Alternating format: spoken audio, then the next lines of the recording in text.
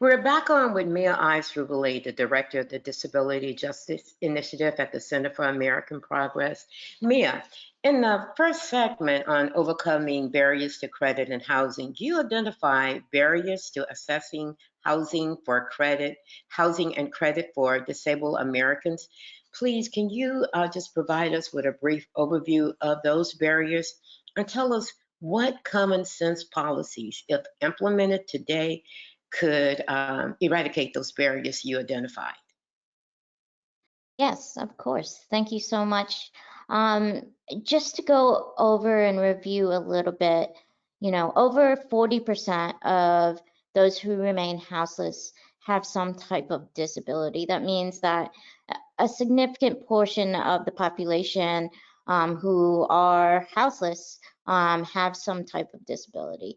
And this is often due to numerous different types of barriers for disabled people in being able to obtain and maintain some type of housing, whether it's apartments or their own home, a single family home, etc.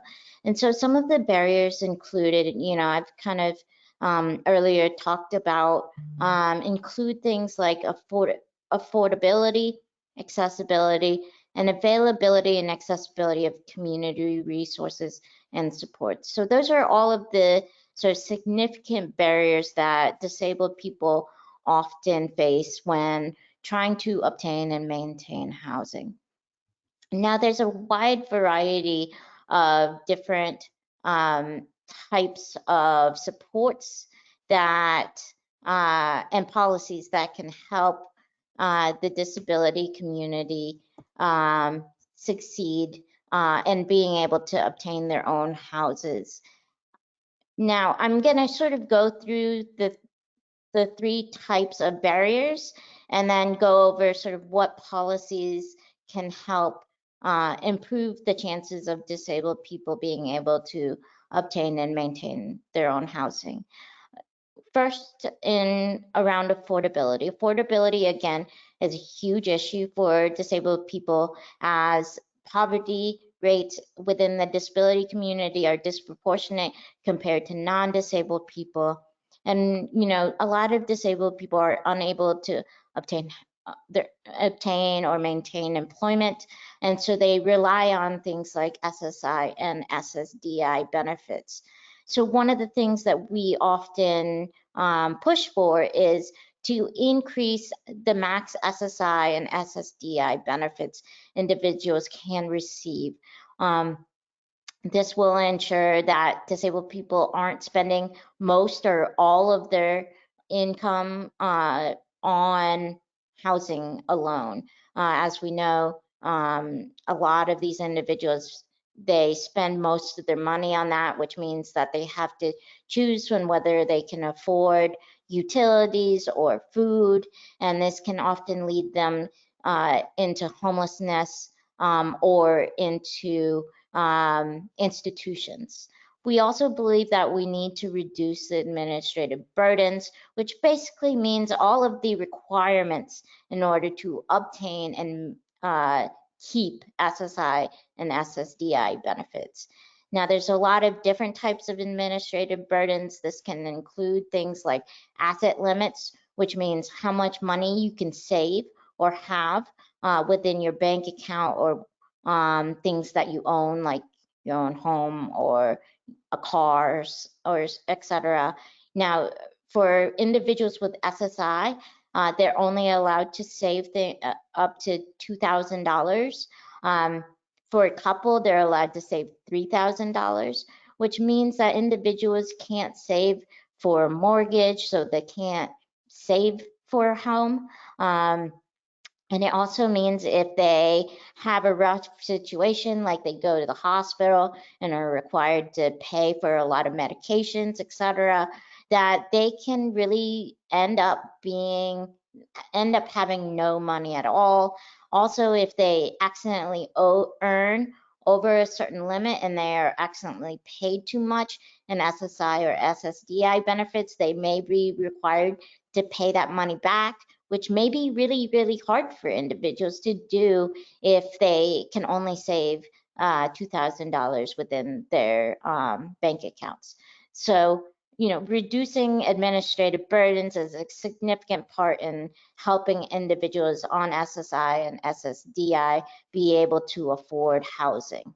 We also state that it's important to end subminimum wages. Right now, through the Fair Wage and Labor Act, individuals or businesses can pay disabled people below minimum wages. I believe the average is around $3.14 an hour for individuals who are on the subminimum wage, and that means that individuals aren't earning enough money to be able to afford housing, and so they're often either relegated to dealing with institutions that keep them, or they are reliant on family members to be able to afford housing. So we believe that ending subminimum wages is going to be an important part in people being able to afford housing.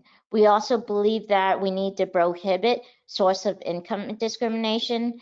Individuals can be discriminated against unintentionally or intentionally based on the fact that they have SSI or SSDI, or if they're on Section 8 or Section 811 housing benefits, which I'll talk a little bit about Section 811 a little bit later. But we need to prohibit the source of income discrimination in order to make sure that individuals can be able to obtain housing,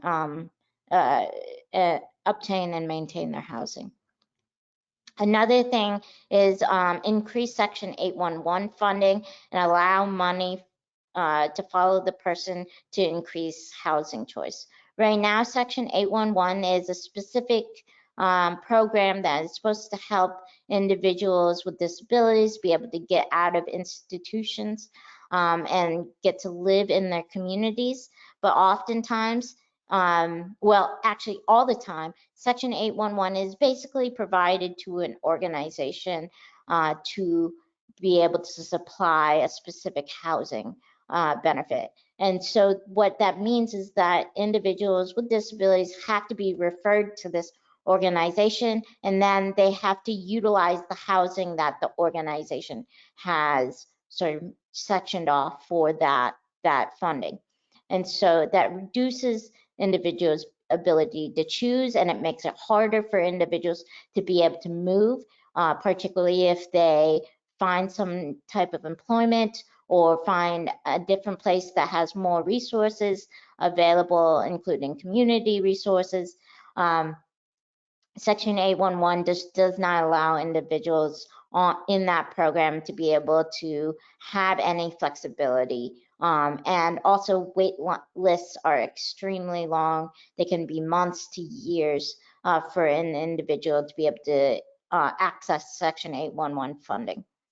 Lastly, we believe that expanding Medicaid is extremely important. We know that medical debt is a significant issue within the disability community, and often that is because individuals aren't covered under insurance or aren't given enough insurance to be able to cover the costs of their medical care. So we think that it's extremely important to expand Medicaid and to create a Medicaid buy-in for individuals who may be on the line who need better insurance than what is provided currently on the marketplace right now. Secondly, when we're talking about accessibility, which is of extreme importance for people with significant physical disabilities, but also individuals who have things like arthritis. This can be an extreme issue for them. So we need to invest in accessible, affordable housing. And what does that mean? That means that we need to encourage builders and contractors to be building houses that are both accessible and affordable. We need to increase the housing stock.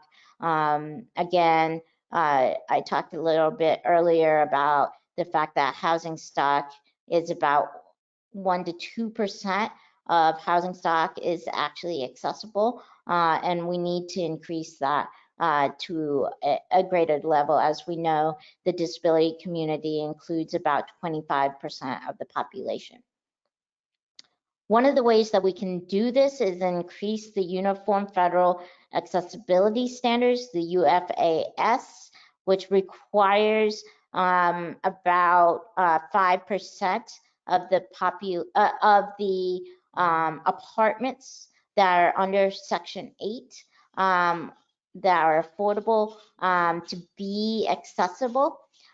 We believe that the UFAS should be increased to at least 25%, which equals about the percentage of disabled adults in the US today.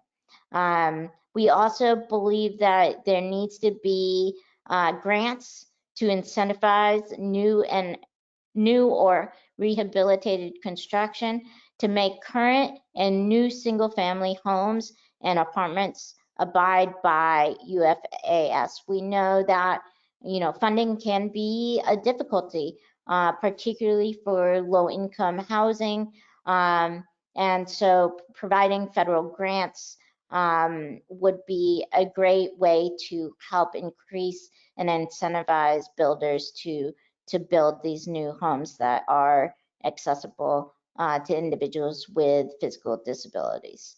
And that is going to be more and more important as we continue to see baby boomer generation age, and we also see the increase in disability due to long COVID. Lastly, wanted to talk about community services because they're so important to the disability community to be able to live independently within their own communities. That means that we need to ensure that we fully fund home and community-based services. That's an extremely important part. Again, remember, home and community-based services can include everything from in-home care, which provides assistance with cleaning and bathing and cooking food, etc. It can also help provide assistance with job coaching and job searching and other job supports, and it can help with transportation as well. So these are essential services for individuals with significant disabilities, things like significant mental health disabilities to developmental disabilities to significant physical disabilities. And all of these can help individuals stay within their communities and not be institutionalized. Lastly, I think that it's extremely important that we increase funding for public transportation. We know disabled people often live in areas without any public transportation or without a lot of accessible public transportation. So it's extremely important that we fund public transportation.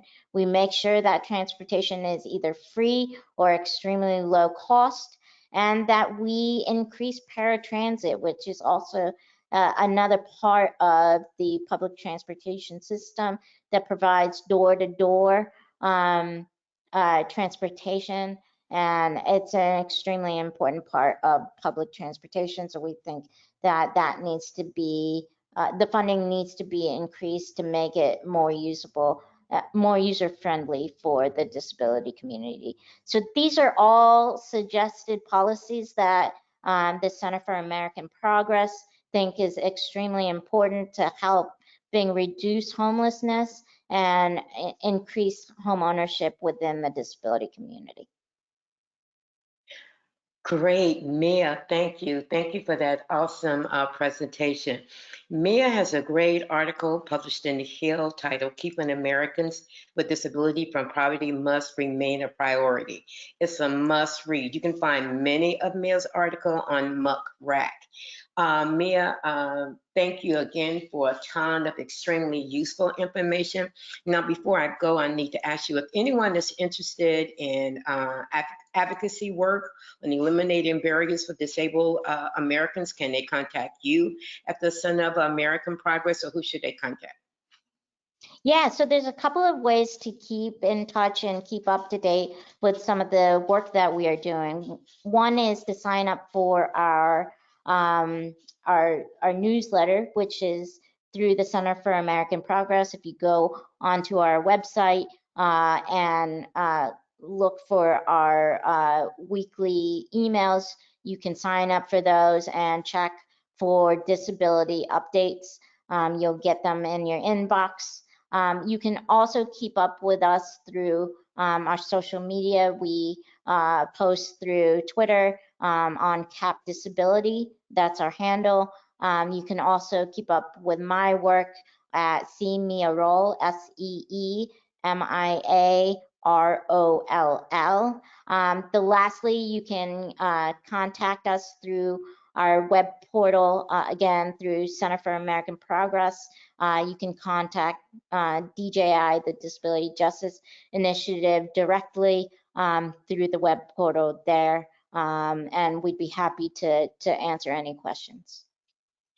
Great, Mia. Thank you. Thank you so much for your time and providing us with all of this useful information. I look forward to working with you and the Center for American Progress in 2023. Enjoy your holidays. Thank you so much.